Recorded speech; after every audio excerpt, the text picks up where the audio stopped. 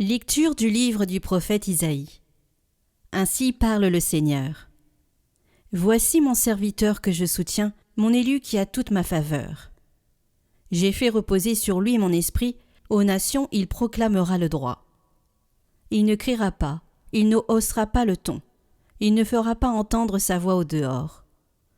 Il ne brisera pas le roseau qui fléchit, il n'éteindra pas la mèche qui faiblit, il proclamera le droit en vérité.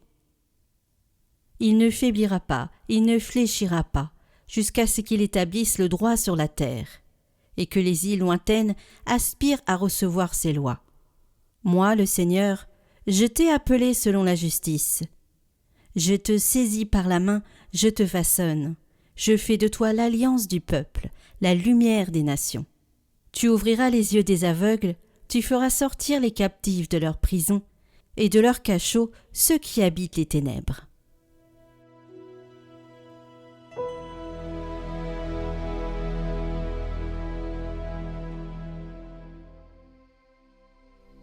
Le Seigneur bénit son peuple, en lui donnant la paix. Rendez au Seigneur, vous les dieux, rendez au Seigneur gloire et puissance. Rendez au Seigneur la gloire de son nom. Adorez le Seigneur, éblouissant de sainteté. La voix du Seigneur domine les eaux, le Seigneur domine la masse des eaux. Voix du Seigneur dans sa force, voix du Seigneur qui éblouit.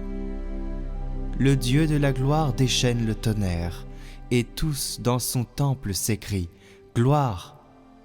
Au déluge, le Seigneur a siégé. Il siège le Seigneur, il est roi pour toujours.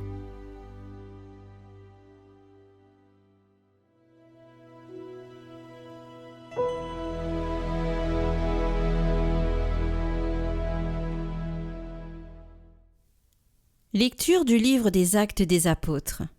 En ces jours-là, quand Pierre arriva à Césarée, chez un centurion de l'armée romaine, il prit la parole et dit « En vérité, je le comprends. Dieu est impartial. Il accueille, quelle que soit la nation, celui qui le craint et dont les œuvres sont justes.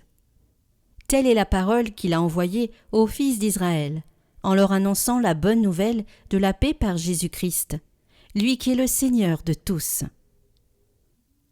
Vous savez ce qui s'est passé à travers tout le pays des Juifs, depuis les commencements en Galilée, après le baptême proclamé par Jean. Jésus de Nazareth, Dieu lui a donné l'onction de l'Esprit Saint et de puissance. Là où il passait, il faisait le bien, et guérissait tous ceux qui étaient sous le pouvoir du diable, car Dieu était avec lui.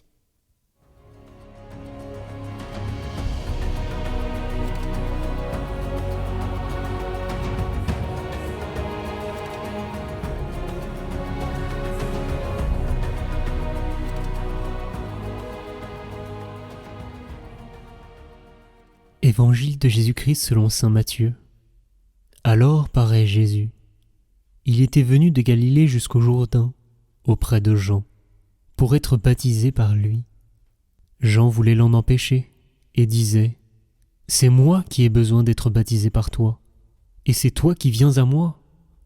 Mais Jésus lui répondit « Laisse faire pour le moment, car il convient que nous accomplissions ainsi toute justice. » Alors Jean le laisse faire.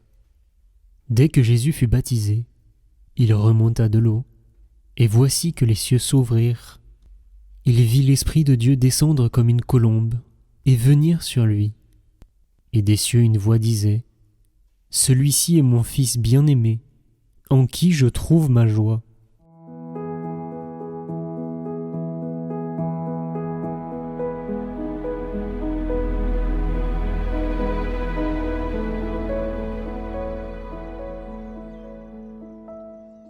Chers amis, je suis sûr que certains d'entre vous prient régulièrement les laudes et les vêpres. Il y en a sans doute un peu moins qui prient régulièrement l'office des lectures. Dans cet office, il y a très souvent de belles méditations des pères de l'Église en lien avec les fêtes liturgiques. Et cette semaine, nous avons été particulièrement gâtés pour nous préparer à célébrer la fête du baptême du Seigneur. Et je vous propose pour commencer un petit florilège de ces homélies qui nous permettront d'entrer dans la profondeur théologique de ce mystère. Commençons par saint Pierre Chrysologue, au 5e siècle. Aujourd'hui, dit-il, Le Christ qui va laver le péché du monde est entré dans le Jourdain. Aujourd'hui, le serviteur s'empare du Seigneur, l'homme s'empare de Dieu, Jean s'empare du Christ. Un autre auteur du IVe siècle écrit « Quels événements incroyables! Le fleuve sans limite qui réjouit la cité de Dieu, comment est-il lavé dans un peu d'eau? La source incompréhensible qui fait jaillir la vie pour tous les hommes a été recouverte par des eaux misérables et passagères. Celui qui se plonge avec foi dans ce bain se sépare du démon et il s'unit au Christ. Il sort du bain brillant comme le soleil, il en remonte fils de Dieu et cohéritier du Christ. Saint Proclus de Constantinople, regardez ces merveilles incroyables, le soleil de justice qui se baigne dans le Jourdain, le feu qui se plonge dans l'eau. Dieu est sanctifié par un homme. Saint Cyril d'Alexandrie, ce n'est pas pour lui-même que le Fils unique a reçu le Saint-Esprit, mais parce que s'étant fait homme, il possédait en lui toute la nature humaine, il a reçu l'Esprit afin de nous redresser tout entier, de nous restaurer. Et enfin, Saint Maxime de Turin, le Christ est baptisé non pas pour être sanctifié par l'eau, mais pour sanctifier lui-même l'eau. Lorsque le Sauveur est lavé, c'est l'eau tout entière qui est purifiée en vue de notre baptême. L'Église n'a pas économisé ses forces et la splendeur de ses textes pour nous préparer à cette fête qui forme un triptyque avec l'Épiphanie et les noces de Cana. Le baptême du Seigneur, c'est le moment où Jésus se montre au service de notre humanité. À Pâques, nous contemplons son corps glorieux jaillir du tombeau. Aujourd'hui, nous contemplons son corps de chair tout à fait semblable au nôtre, qui sort des eaux du baptême de repentance et de conversion. Voilà qui n'est pas normal. Ce qui serait normal, c'est de contempler son corps glorieux, irrigué de splendeur. Voilà le corps qui convient à Dieu. Mais depuis le jour de Noël, nous voyons Jésus assumer un corps tout à fait semblable au nôtre. Et nous le voyons aujourd'hui scandaleusement s'avancer dans ce fleuve où les pécheurs viennent se purifier. Le corps de Jésus, semblable au nôtre, s'avance dans le Jourdain pour continuer ce chemin d'humilité qui est à notre service. Dieu ne se fait pas petit pour faire joli. Tout ce qu'il fait, c'est au service du dessein de sa grâce pour que nous puissions partager sa vie bienheureuse. Et donc, si Jésus prend un corps semblable au nôtre et s'il s'avance au milieu des pécheurs, ce n'est pas pour recevoir quelque chose, mais c'est pour donner. C'est pour permettre à cette eau de purifier et sanctifier l'homme à l'intime de son être. Peut-être y a-t-il parmi vous qui m'écoutez des catéchumènes qui se réjouissent en voyant le Seigneur préparer la piscine baptismale pour eux, en y plongeant sa chair vivifiante. Pour tous les autres baptisés, cette fête doit renouveler notre amour du Christ, qui dans sa chair sainte a touché l'eau qui elle-même nous a purifiés. Cette fête doit nous motiver pour nous approcher avec toujours plus de ferveur de l'Eucharistie ou de la confession, qui continue de nous purifier et de nous préparer à sa rencontre dans la gloire. De même qu'il a touché l'eau qui a touché notre chair pécheresse, de même notre chair est appelée à être purifiée entièrement, vivifiée par sa vie, assumée dans sa gloire, en contact avec son humanité glorifiée. Le baptême du Seigneur, c'est une fête d'une immense intimité avec l'humanité de Jésus. Alors quand aujourd'hui vous plongerez votre main dans le bénitier en entrant dans l'église, essayez de voir ce geste comme une poignée de main avec notre Sauveur. Vous touchez véritablement le lieu où sa chair est venue. Vous touchez l'eau par laquelle il a lavé les péchés du monde.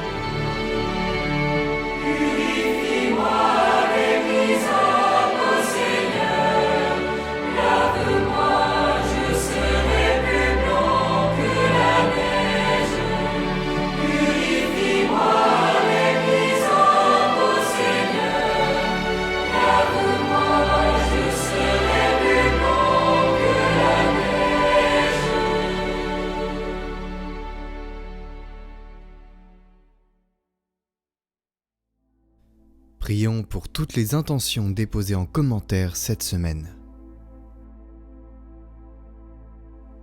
Notre Père qui es aux cieux, que votre nom soit sanctifié, que votre règne vienne, que votre volonté soit faite sur la terre comme au ciel. Donnez-nous aujourd'hui notre pain de ce jour. Pardonnez-nous nos offenses, comme nous pardonnons aussi à ceux qui nous ont offensés. Et ne nous laissez pas entrer en tentation, mais délivrez-nous du mal. Amen. Je vous salue Marie, pleine de grâce, le Seigneur est avec vous. Vous êtes bénie entre toutes les femmes, et Jésus, le fruit de vos entrailles, est béni. Sainte Marie, Mère de Dieu, priez pour nous, pauvres pécheurs, maintenant et à l'heure de notre mort. Amen. Gloire au Père et au Fils et au Saint-Esprit, comme il était au commencement, maintenant et pour les siècles des siècles. Amen.